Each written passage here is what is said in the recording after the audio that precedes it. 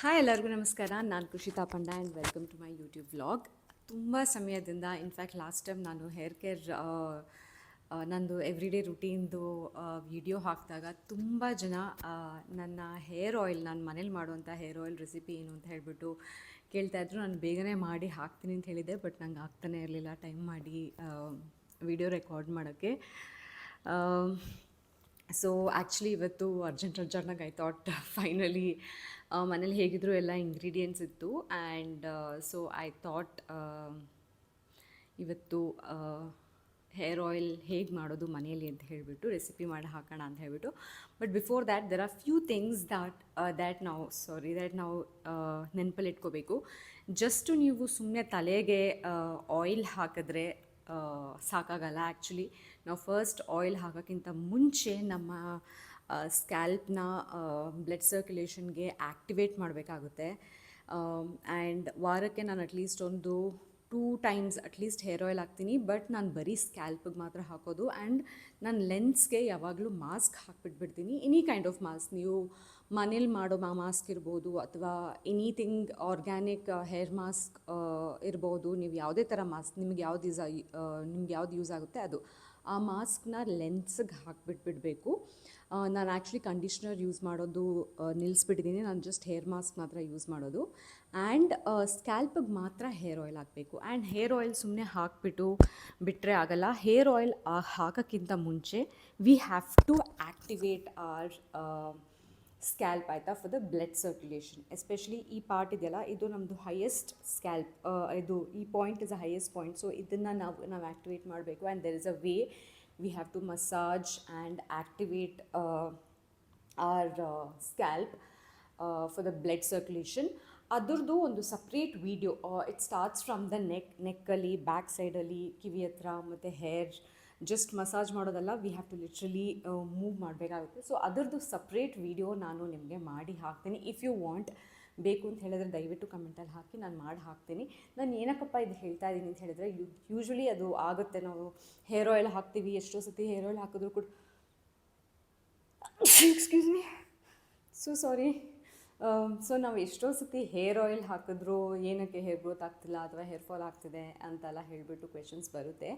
It's because ಅದು activate ಆಗಿರಲ್ಲ, ನಮ್ಮ ಫಾಲಿಕಲ್ಸ್ ಕ್ಲಾಗ್ ಆಗಿರುತ್ತೆ. ಆ್ಯಂಡ್ ನಾವು ಹೇಗೆ ಫೇಸ್ಗೆ ಎಕ್ಸ್ಫೋಲಿಯೇಟ್ ಮಾಡ್ತೀವಿ, ಹಾಗೆ ವಾರಕ್ಕೊಂದು ಸತಿ ಅಟ್ಲೀಸ್ಟ್ ನಾವು ಹೇರ್ ವಾಶ್ ಮಾಡಬೇಕಾದ್ರೆ ಸ್ಕ್ಯಾಲ್ಪ್ನ ಎಕ್ಸ್ಫೋಲಿಯೇಟ್ ಮಾಡಬೇಕಾಗುತ್ತೆ to open up the follicles. So ಅದು ತುಂಬ ಇದೆ. ನಾನು ಅದ್ರ ಬಗ್ಗೆ ಒಂದು ಸಪ್ರೇಟ್ ವಿಡಿಯೋ ಮಾಡಿ ಹಾಕ್ತೀನಿ ಇಫ್ ಯು ವಾಂಟ್. ಬಟ್ ಇವತ್ತು ದಿಸ್ ವಿಡಿಯೋ ಈಸ್ ಅಬೌಟ್ ನನ್ನ ಹೇರ್ ಆಯಿಲ್. ಸೊ ಹೇಗೆ ಮಾಡೋದು ಅಂತ ಹೇಳ್ಬಿಟ್ಟು ನೋಡ್ಕೊಂಬರೋಣ.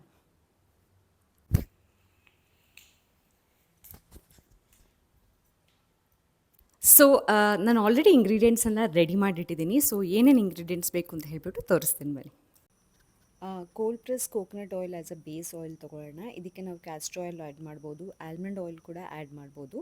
ಆ್ಯಂಡ್ ಇಂಗ್ರೀಡಿಯೆಂಟ್ಸ್ಗೆ ನೆಲ್ಲಿಕಾಯಿ ಒಂದು 2-3, ಶುಂಠಿ ಒಂದು ಸ್ವಲ್ಪ ಶುಂಠಿ, ಆ್ಯಂಡ್ ಇದು ಸಾಸಿವೆ ಯೆಲ್ಲೋ ಕಲರ್, ಇದು ಮೆಂತ್ಯ ಸ್ವಲ್ಪ, ನಾನೆಲ್ಲ ಕೈ ಅಂದಾಜು ತೊಗೊತೀನಿ. ಇದು ಭೃಂಗರಾಜ ಪೌಡರ್, ಇದು ಆನ್ಲೈನಲ್ಲಿ ಸಿಗುತ್ತೆ, ನಾನು ಡಿಸ್ಕ್ರಿಪ್ಷನ್ ಲಿಂಕ್ ಹಾಕ್ತೀನಿ. ಇದು ಕಲಾಂಜಿ ಪೌಡರ್ ಸ್ವಲ್ಪ, ಕಲಾಂಜಿ ಸೀಡ್ಸ್ ಸ್ವಲ್ಪ ತೊಗೊಳ್ಳಿ. ಆ್ಯಂಡ್ ಇದು ಲವಂಗ ಒಂದು 4-5 ಲವಂಗ ತೊಗೊಳ್ಳಿ.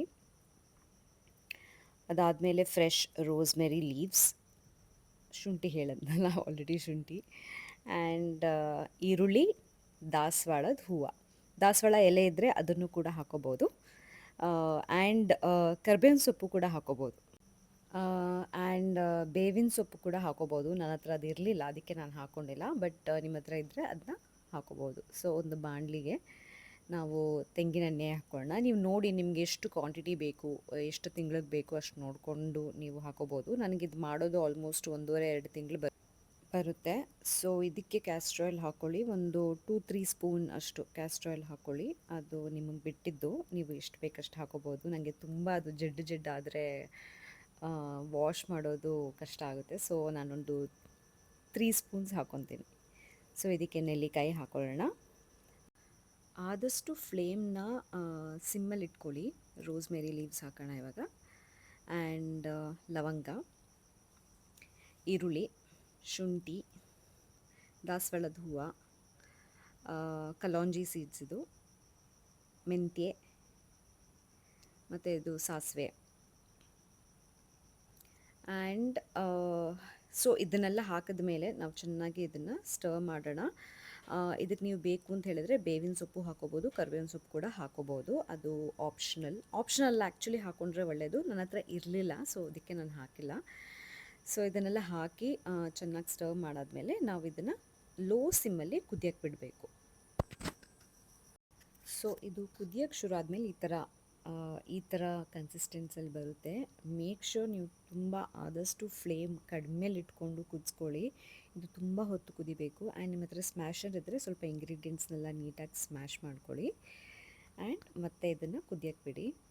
ಐ ಥಿಂಕ್ ಈ ಪ್ರಾಸೆಸ್ ಒಂದು half an hour to 45 minutes ತೊಗೊಳುತ್ತೆ. ಆ್ಯಂಡ್ ಎಲ್ಲ ಕುದ್ದಾದ್ಮೇಲೆ ನೋಡಿ ಎಲ್ಲ ಇಂಗ್ರೀಡಿಯೆಂಟ್ಸ್ ಫುಲ್ ರೋಸ್ಟ್ ಆಗಿದೆ, ಕಂಪ್ಲೀಟಾಗಿ ಡ್ರೈ ಆಗಿದೆ. ಸೊ ಈ ಥರ ಕನ್ಸಿಸ್ಟೆನ್ಸಿ ಬರಬೇಕು.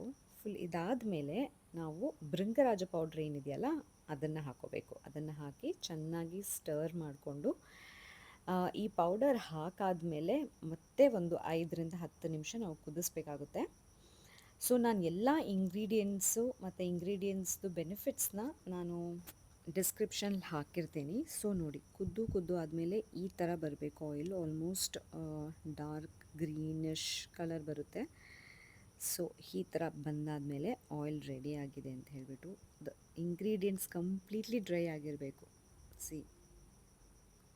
ಈ ಥರ ಕಾಣಿಸ್ಬೇಕು. ಸೊ ಇಷ್ಟಾದ ಮೇಲೆ ನಮ್ಮ ಆಯಿಲ್ ರೆಡಿ ಆಗಿರುತ್ತೆ.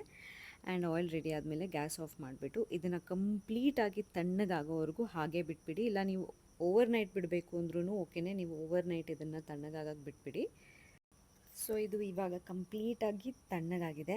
ಸೊ ತಣ್ಣಗಾದಮೇಲೆ ನಾವಿದನ್ನು ಒಂದು ಕ್ಲೀನಾಗಿರೋ ಗ್ಲಾಸ್ ಜಾರ್ಗೆ ಸ್ಟ್ರೈನ್ ಮಾಡ್ಕೊಳ್ಳೋಣ. ತುಂಬ ದೊಡ್ಡ ಬಾಣಲಿಯಲ್ಲಿ ಸ್ಟ್ರೈನ್ ಮಾಡ್ತಾಯಿದ್ದೀನಿ. ಐ ಆಮ್ ಶ್ಯೂರ್ ನಾನು ಚೆಲ್ತೀನಿ, ಬಟ್ ಎನಿವೆ. ಸೊ ಇದನ್ನು ಸ್ಟ್ರೈನ್ ಮಾಡಿಕೊಂಡು ಅದರಲ್ಲಿರೋ ಏನು ಇಂಗ್ರೀಡಿಯೆಂಟ್ಸ್ ಇದೆಯಲ್ಲ ಅದರಿಂದನೂ ಎಲ್ಲ ಆಯಿಲ್ನ ಪ್ರಾಪರಾಗಿ ತೊಗೊಳ್ಳಿ. And your hair oil is ready. This is the hair oil. ಇದು ನಾನು ಪ್ರಿಪೇರ್ ಮಾಡಿರೋ ಹೇರ್ ಆಯಿಲ್. ಇವಾಗ ಇದನ್ನು ನೀವು ಆರಾಮಾಗಿ ಸ್ಟೋರ್ ಮಾಡ್ಕೋಬೋದು. ಆ್ಯಂಡ್ ವೆನೆವರ್ ಯು ನೀಡ್, ನಾನು ಅಟ್ಲೀಸ್ಟ್ ವೀಕ್ಲಿ 2 ಟೈಮ್ಸ್ ಯೂಸ್ ಮಾಡ್ತೀನಿ. ಟ್ರೈ ಮಾಡಿ. ಆ್ಯಂಡ್ ರಿಸಲ್ಟ್ ಹೇಗಿದೆ ಅಂತ, you have to be consistent ಆಯಿತಾ. For anything to work you really have to be consistent. And hair oil ಮಾತ್ರ ಅಲ್ಲ, along with you hair oil ನಿಮ್ಮ internal gut ಅಥವಾ ನಿಮ್ಮ ಇಂಟರ್ನಲ್ ಹೆಲ್ತ್ ಕೂಡ ತುಂಬ ತುಂಬ important. What you eat, what you consume is very very important. So ನಿಮ್ಮ ಡಯಟ್ನ ಕೂಡ ನೀವು ಹಾಗೇ ನೋಡ್ಕೋಬೇಕಾಗುತ್ತೆ. Iron, magnesium, all these things are very very important. So ಅದನ್ನು ಕೂಡ please make sure you take care of your health properly, proper diet maintain ಮಾಡಿ. And understand the reason behind your hair fall ಏನಕ್ಕೆ ಆಗ್ತಿದೆ ಅನ್ನೋ ರೀಸನ್ನ ಕಂಡುಹಿಡೀರಿ. And we have to work on that. I will see you guys soon. Thank you. Bye.